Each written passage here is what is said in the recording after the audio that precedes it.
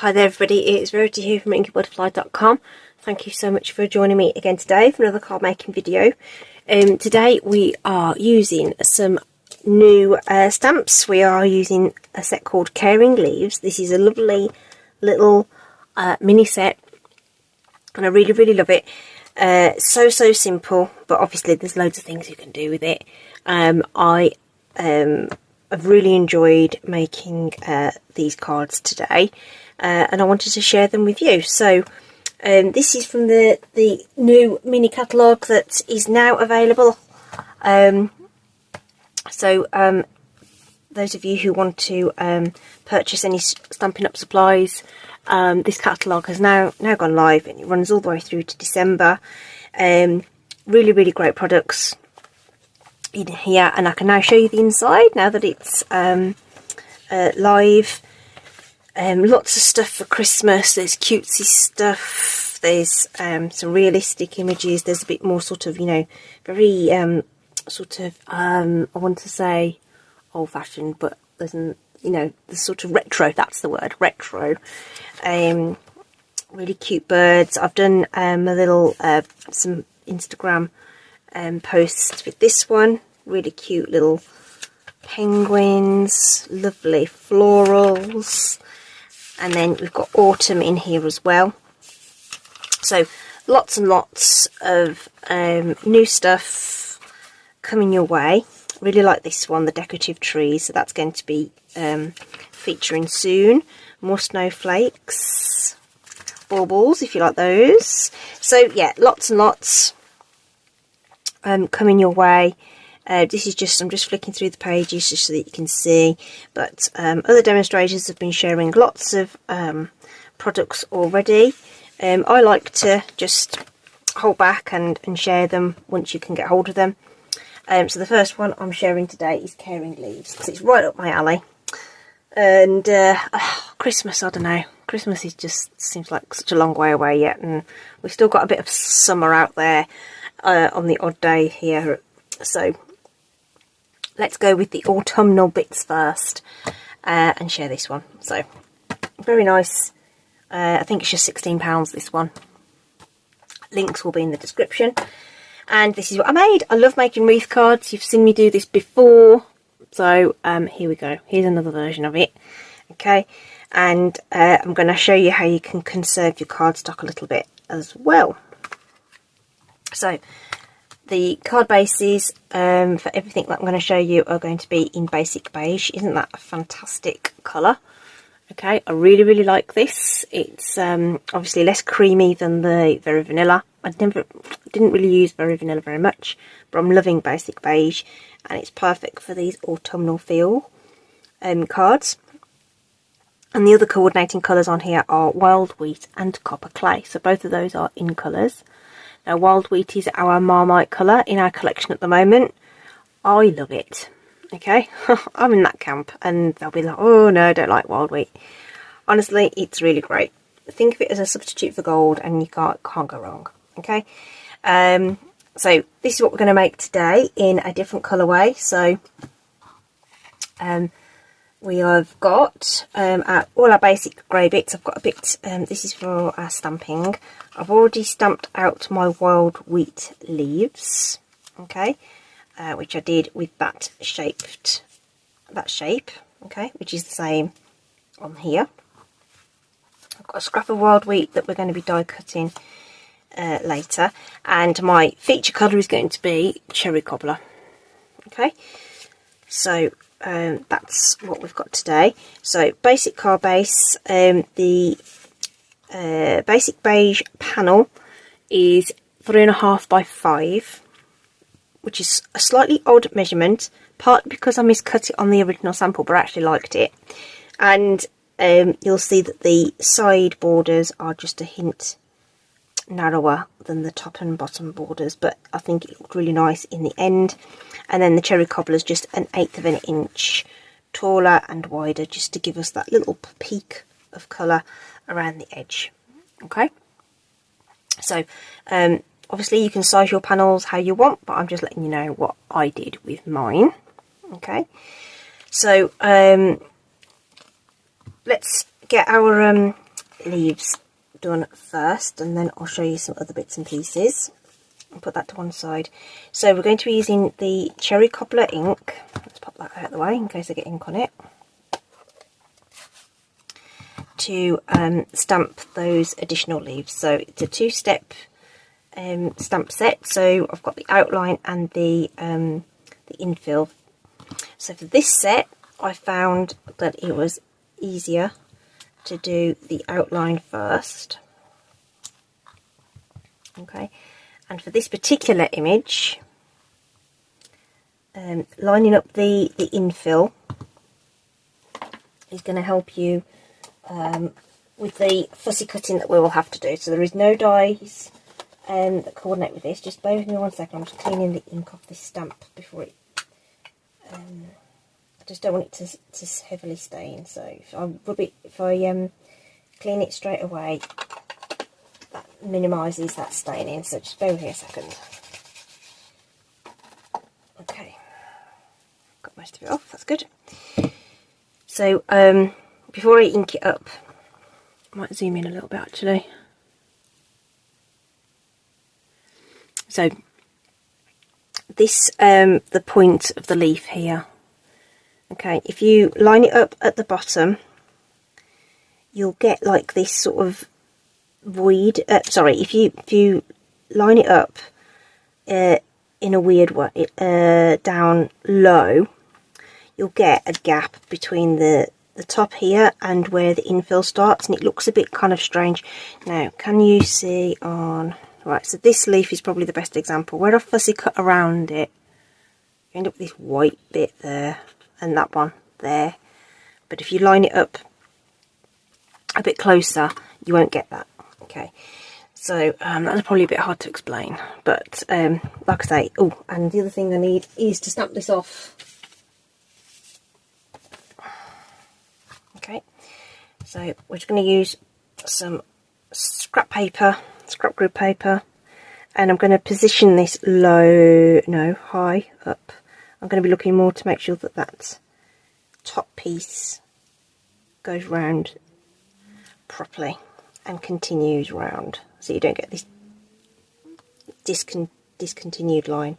A little bit of a gap here isn't so bad because you're going to cut around it. It made sense in my head anyway. So, right, okay, so I'm just making sure that that top bit looks like it's gonna, so that was a bit low. So you're better off going a little high on this one. There we go. Oh, that looks nice. The stamping off just helps with keeping that outline image nice and defined. And it's sort of a distinctive stamp as well, so that means you do get a bit of shading where the ink picks up in different areas. So you've got a little bit of a dark bit there, but that's okay because it brings out that variation that you get in leaves. Okay, so we'll just zoom back out a little bit. Let me clean this off though, because that will drive me balmy otherwise. Okay, so it's just one of my little pet hates, so sorry about that. I just need to take that time to do that. Okay, it doesn't hurt your stamp at all. It's just me being fussy. Okay, right. Okie dokie. So we have to fussy cut these. I'm going to pop this out of the way just for a second. We'll do the sentiment in a minute. But it's really easy to do. I'm going to use our Stampin' Snip Slow. These are really nice and super sharp. So sharp they come with a protective thing. So this point is really sharp, and the scissors cut all the way to the point. Really nice and cleanly. If you've got other scissors that go to the point, you get this nasty sort of crease in your card when you cut all the way to the end, which you don't get with the Stampin' Snips. They are sharp all the way to the edge, all the way to the tip. So for these cards you don't really want the stem, but I use the stem just to sort of get me going. And don't forget that when you're fussy cutting, you're moving the paper, not your wrist with your scissors in. Okay, it probably looks a bit peculiar me doing it like this because I'm going anti-clockwise and doing it this way. because I'm left-handed. Okay, so that's so that we can see where we're cutting. So the blades are crossed over in a certain way to suit right-handed people. Okay, so say I've cut off the stem because I know I'm not going to need it. It's going to be hidden away. There's no need for it. This shape is really easy to cut round. Okay, I say fussy cutting isn't really my jam. Give me a die or a punch even any day of the week to make this an easier process, but these shapes were not difficult to do. Okay, and really nice and easy. Okay, so the other thing to let you know about while I'm just doing a little bit of fussy cutting, obviously if you don't want to listen to me ramble, then do fast forward through. But Stampin' Up are also launching an online sort of mini catalogue or mini brochure or something, little bit of extra products geared to scrapbooking. So if you are someone who has looked before and thought, oh, well, there's nothing here for memory keeping, it's worthwhile just having a quick look. There's some lovely two-tone cardstock. There's some extra ephemera packs and sticker packs and all sorts of things, all aimed at memory keeping, available now. So give that a shot. There's like Christmas themed ones and autumn ones. I think there's a Halloween kit as well. So there's a few different ones, so it's worthwhile going over to the Stampin' Up website, and my online store link is in the link of this video, on the description of my videos, so do hop along to that, have a little mooch around and see if there's anything you fancy. Okay, right, so there's our leaves done. We've got those done. What we need to do now is cut our pieces for the sentiment, okay, and then we'll build our wreath up afterwards. Okay, so the sentiment panel, we're going to use one of my favourite sets of dies, which is the Stylish Shapes. If you haven't got this in your stash, it's well worth getting. I think I'm zoomed in a little too far, aren't I? It's well worth getting. So selection of squares, selection of circles, and these wonderful banners as well. So we're going to need the banner, this skinny banner. You don't get the magnetic sheet. The magnetic sheet is just me. Dies that I reach for all the time, I put on a magnetic sheet, just so that I can just pick them up. And then for the sentiment, we're going for dies number 3 and 4. I count from the inside out, so we're going to use those two for the sentiments. But rather than trying to rummage through scraps and things like that, what we're going to do is cut it out of our layers. Okay, so we're going to cut this one and this one. Okay, sorry if you can hear some background noise. There's a house having a lot of building work done, and it's been quiet right up until this moment. Okay, so so basically we're going to stamp on this and cut it out.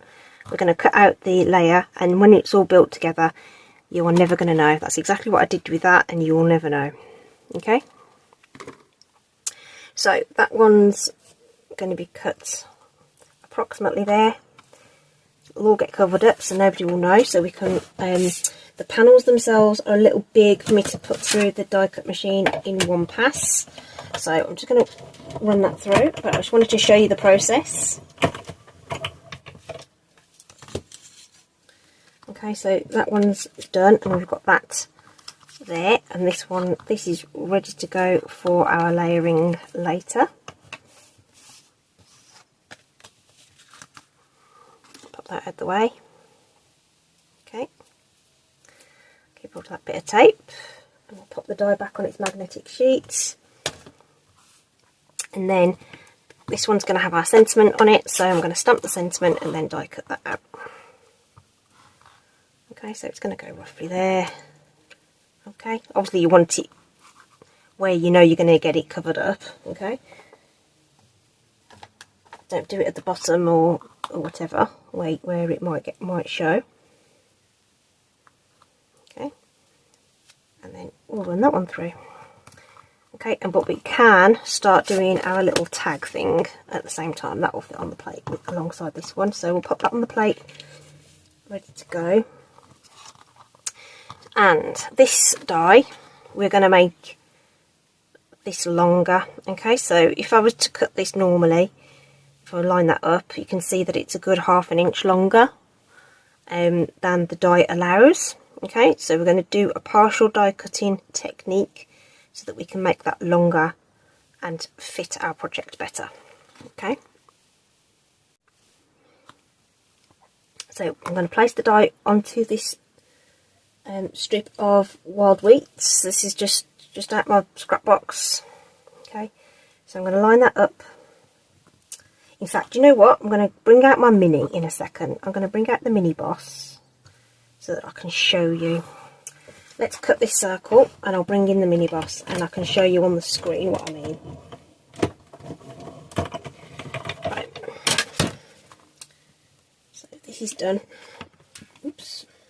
Got stuck to the base plate. There we go. So those are done and ready. Put those to one side. This is the layer we're going to use. Just peeling that off carefully because that is going to be a top layer. Okay. I'll pop that away.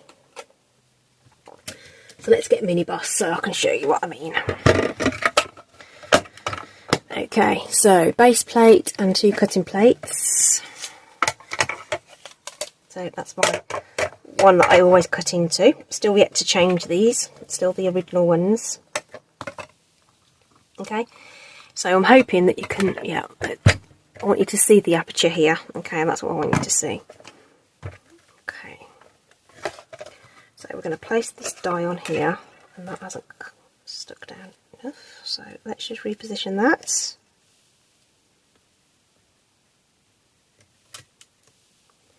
it doesn't slide. I'm going to put one at the bottom just because this plate's a bit wobbly, so let's just make sure. Okay, I'm going to put it on nice and straight there. Top plate's going to go on. Okay, and we're going to wind it through. And normally we'd wind it all the way. We will hear a bump and it will bump again and you'll know that you've die cut the whole thing. Okay, so I think everyone who's done die cutting before will understand what I mean by that. Okay, so it's going to go in over this bump. And ordinarily we'd take it all the way through and it'd bump through. But what we're going to do is actually we're going to stop. So once that tape starts getting close to that roller, I don't know, can you see that? The die hasn't gone all the way through. I'm not going to take it all the way through. I'm going to wind it back. Okay. So what we will have is what would normally be called a mistake, because we haven't die cut the whole thing. Okay, so on the back, that end hasn't cut at all. Okay, it won't cut because no pressure has been applied to the top of that die to make it cut. Okay, that's how it works. So we'll carefully peel back this die. You can cut away this excess if you want, you don't have to. Sometimes it's easier to line it back up if you cut it off. But we want to make this longer. So we're going to cut this end to meet in the middle, okay? Now, even though it's got these little dots on, that's not necessarily a problem. So what I'm going to do is line it up, and you'll feel, you'll have to trust me on this, you will feel it lock back into place along the sides there, okay? So we've made it a good 1/2 inch longer, okay? You could stick a bit of tape there if you wanted to, okay? And again, if we roll it through now from this end, in exactly the same way as we did before, and stop, well, we can see where we cut here actually, and stop, you won't cut into the other end. And this, you can do exactly the same thing to make it shorter, in fact, Okay, so if you've got a die that's too long and you want to have that stitching all the way through, so I'm stopping before that tape disappears, and I'm going to bring it back.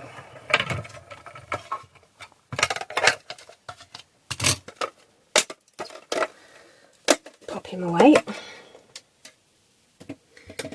You can do exactly the same thing in reverse, just scoot it along and cut off a piece. Okay, so now we've die cut all the way across, and we've now got a die cut that is longer than the intended shape of the die. Okay, not by much, but it's longer, okay, to suit our project. Hope that made sense. Hope that made sense. Okay, let's pop that away. Okay, so that's going to go and form part of our, in fact, let's do this now. I'm going to bring in my silicone sheet, which I have put somewhere. There it is. This will just protect my work surface a little bit. So we'll just use my trusty seal.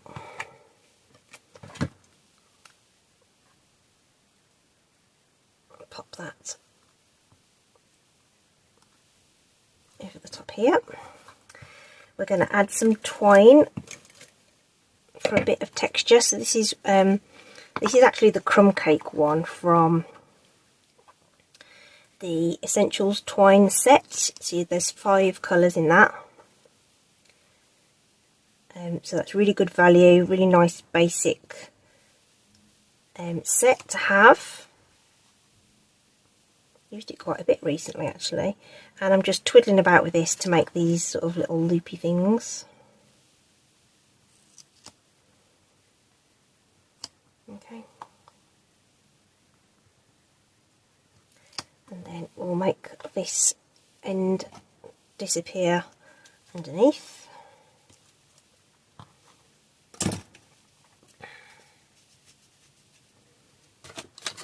Pop that away.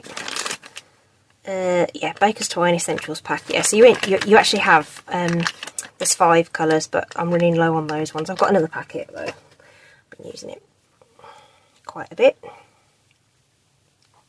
And you can kind of manipulate those loops a little bit and do what you need to do with them. Okay. The sentiment itself is going to go up on dimensionals. So what I'm going to do is I'm going to pop them right there, so that I know that they are stuck to cardstock and not trying to stick over the top of the twine itself, because they ain't going to stick very well, or if they do they'll be a bit wonky. So just pop that there, and a bit of multi-purpose glue on top gives you that wriggle room to make sure that everything's lined up and straight. Okay. So this one's going to annoy me a little bit because it's twisting around, but it'll work out. So get that nice and central. Okay. And then we can leave that to set. You can pop a block on top of it. So I quite like to do this. The blocks make really good weights for things.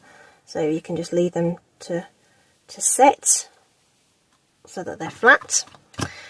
And we're going to keep our silicone sheet out, and I'm going to find the die cut circle that I've got. So I've just got some scrap card and die cut a circle. Is that in focus? Yeah. Is it in focus? Yeah. Sometimes having a lot of contrast on the camera makes it go a bit strange. Let me just... Is that better? Don't know. Sorry if that was out of focus. We'll bring in some scrap paper. So you can see actually this is what I did. I did some a little star shape. This is just scrap cardstock. This is not Stampin' Up cardstock. It's just stuff I had lying about. I've crafted for a long time. I've got all sorts of things everywhere, and I just made some marks to get these equally spread out. And we're going to use some glue dots to position these onto the card itself. So I'm going to take them off and we're going to just pop them on. Okay, this is really nice and quick. You could use glue if you wanted to, but I just figured that this was a nice quick way to do it. So we're just going to pop those in, those positions. And 8 worked out quite nicely with this, but you get enough overlap without too much overlap, if you know what I mean. So, but obviously you can play about with how many you want. Some of these glue dots have ended up all stuck together, but that's fine. This is my preferred method for sticking down bows as well. I think it's just nice to have one behind the knot. Dear, someone's fan belt. Okay, and then we can just start positioning our leaves. Okay, so the marks give you a really nice guide to making sure that they're all nice and lined up. I found I didn't have any problem doing them in the sets of 4. Just popping those down, making sure that the base of the leaf was stuck down and leaving the tip sort of free, okay, in that orientation. And then I went back and popped in the complementary ones, slotting them in, joining them up.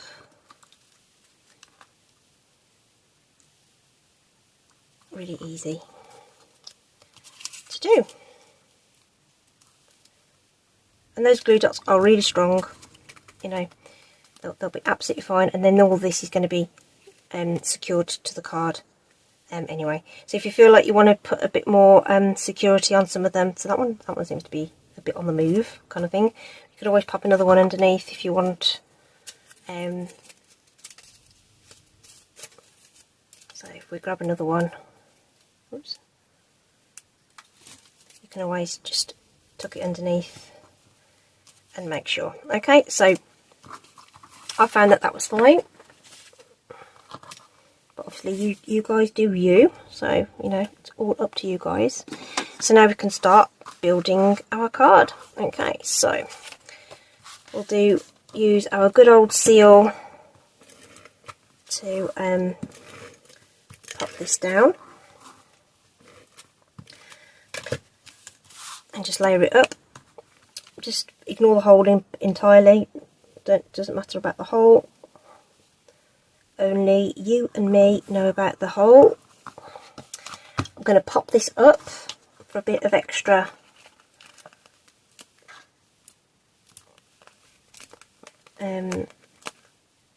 luxury. So one of the easiest ways to add something to a card is pop it up. Add some dimension and you're away. Okay, so we get those off, and again, if you want that wiggle room, then pop some glue on there and it will just allow you to wriggle that around. Okay, looks about right. This we're just going to pop on with some wet glue, so you can see that's not Stampin' Up cardstock, but it doesn't matter, no one's going to see it. So whack that on there, and then you've got choices as to how you want to orientate that. Don't think it matters, whatever looks good to you. Okay, so that's on there. Okay, and then we can pop our sentiment on, and we're going to put some dimensionals onto the back of that as well. But again, you don't want the dimensionals too close to the edge, you don't want them overlapping here. So what I'm going to do is I'm going to put them straight onto the base here in a little trio, because I know it will cover that hole. Okay, in a little trio, This one I will put some glue on so I can make sure it's nice and straight.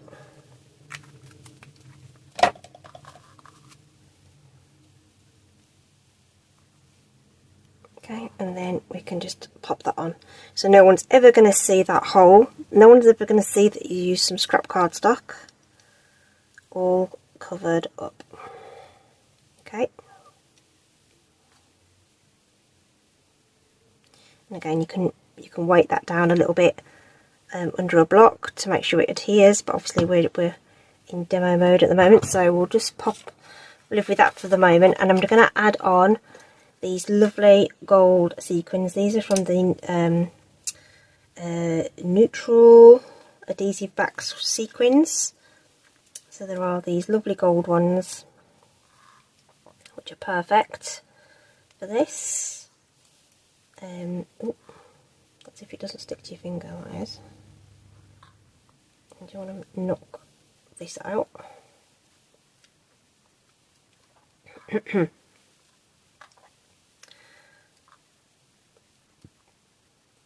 you get some you get 4 different colours. So basically a gold, silver, bronze, or gold, silver and copper. And I suppose you do get bronze because they're like a brown one that you could probably call bronze. Let's just put that there. Okay, right. Odd number gems, where you fancy. There we go. So, Wild Wheat with Cherry Cobbler. This one we used copper clay, and you'll see that some of these leaves were a bit darker, so I didn't stamp off the first couple, and then I decided to, but I made them even on the card and made it work. Okay, but don't stop there, people. Okay, I had so much fun with this. This is Shaded Spruce, and this is Pretty Peacock. Okay, you can really go to town with the colours on this. Blackberry Bliss would be amazing, I think. You could not go autumn, you could go very springy and use one of our brighter greens, or mixture of greens even. And you can go completely out there and do whatever colour you like, you know, because it's your card, you know, and use some very non-traditional colours. So I've loved making these. I think these are really cool.